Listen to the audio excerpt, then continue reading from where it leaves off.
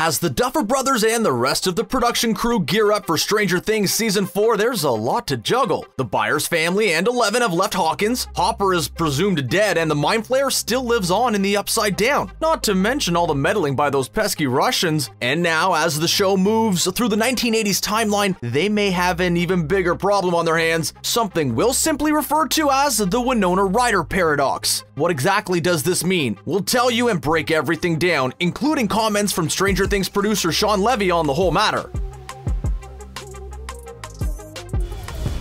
The first season of Stranger Things took place in 1983, and as each new season of the show began, we were brought into a new year in the life of the Hawkins residents. The timeline of the 1980s was not just picked out randomly by the Duffer Brothers, it acts as their love letter to the pop culture and industry that define them. We see this through references to The Terminator, Farrah Fawcett hairstyles, and 1985's Back to the Future.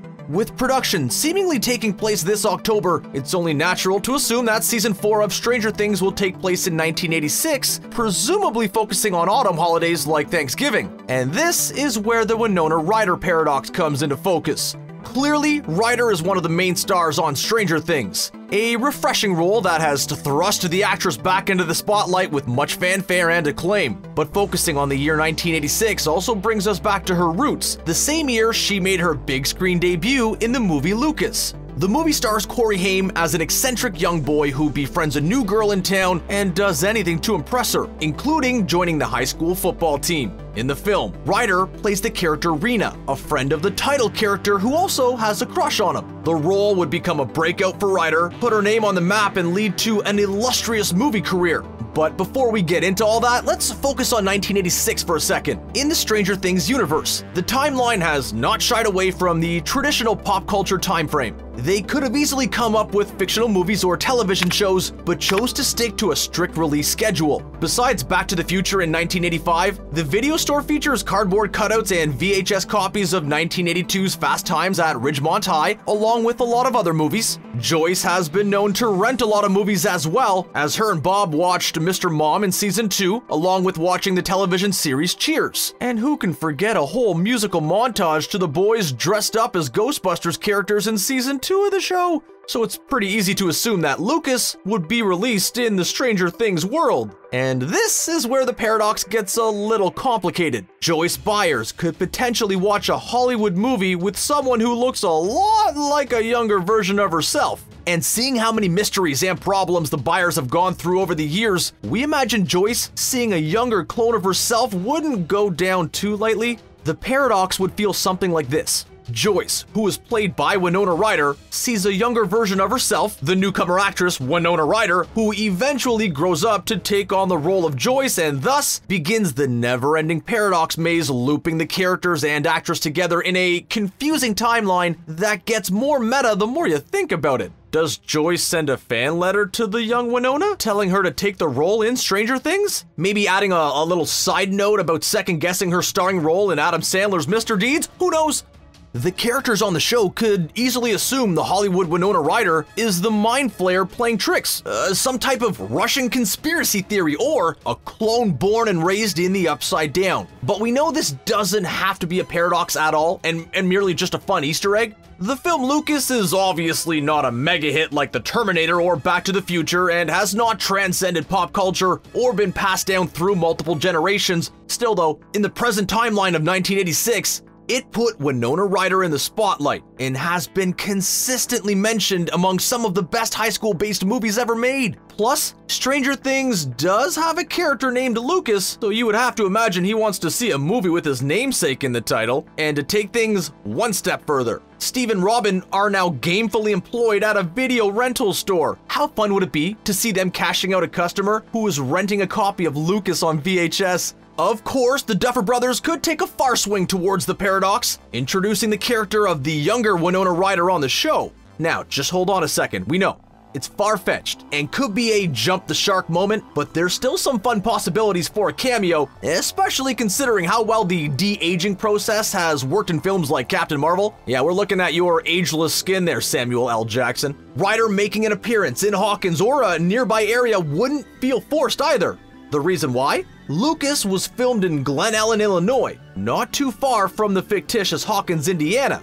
just the mere mention of the name or movie would create the paradox. And if the Stranger Things timeline ever reaches 1988, then they are going to run into some major trouble. 1986 may have marked the year of Winona Ryder's film debut, but 1988 was the year she became a megastar. Her acting abilities and star quality quickly took Hollywood by storm. She starred alongside Robert Downey Jr. and Kiefer Sutherland in the film 1969, in the cult classic Heathers with Christian Slater, and one of the biggest hits of the year, Tim Burton's Beetlejuice. And the release of Beetlejuice is where things get real complicated. The world of Beetlejuice and pop culture fit right into the Stranger Things wheelhouse. There's no doubt that Beetlejuice would be part of the show's references, whether it's through dialogue or a movie showing at the Starcourt Mall, if the place actually gets rebuilt. Imagine seeing Steve dressed up like Beetlejuice and Robin dressed up as Winona Ryder's character Lydia? Instant classic right there. We already saw Steve and Nancy dress up as the characters from Risky Business, so a Beetlejuice couple's costume wouldn't be too far off.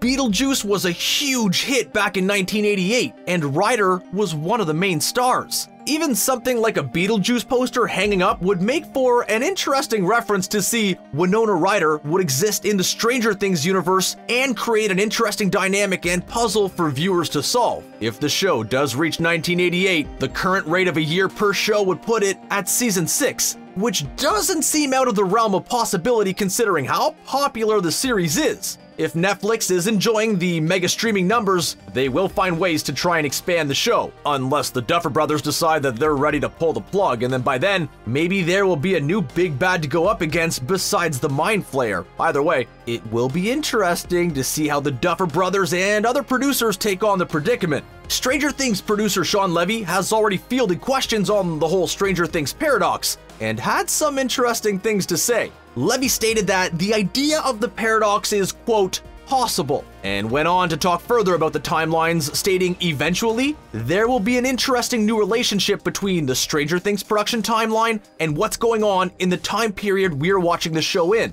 And we imagine with the juggling act of handling multiple characters, new locations, and a deep plot involving the Mind Flayer, figuring out whether to mention Beetlejuice or not is probably not at the top of the list of things to do. Realistically, any type of reference will probably be some type of Easter egg left for the fans to dissect and figure out, or maybe it could be up for debate in several philosophy classes. Which came first, the Ryder or the Joyce? Or do they exist simultaneously in the fictional world? While we spent a lot of time focusing on the Winona Ryder paradox, there could be others that become a tangled mess of meta references and connections as well. Ryder is one of the biggest veteran actresses on the show, but there are two other connections which could pose interesting takes on everything and expand the paradox to a wider net. First, let's look at Dr. Brenner, played by Matthew Modine. Brenner was MIA in season 3 of the show, but all signs point to his return for season 4, which means that not only will the Bad Doc be terrorizing our characters in Hawkins, but the same citizens may be watching the performer on the big screen. Back in 1985, Modine starred in the film Vision Quest and followed it up with roles in movies like Married to the Mob and Full Metal Jacket. He was a big star in the 80s like Ryder, making it a little hard to ignore the actor, especially for movie store workers like Steve and Robin.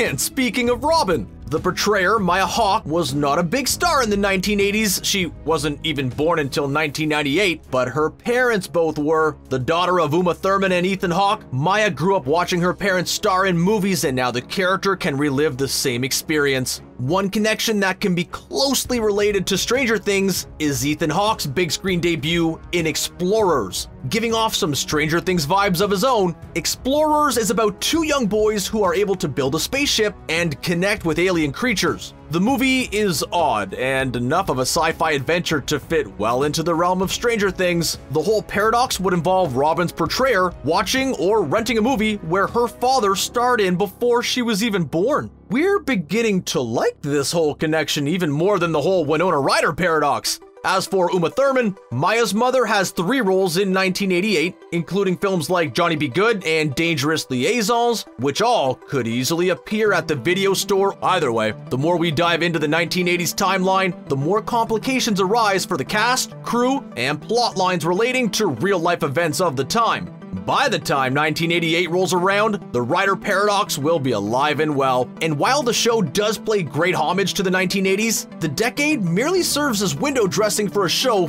filled with great plots, engaging characters, and some truly creepy moments. Getting too distracted with the timeline complications may be a bit much, so they may choose to ignore it altogether and shut down the whole Rider Paradox before it even happens. But no matter what does happen, we cannot wait for Season 4 to premiere.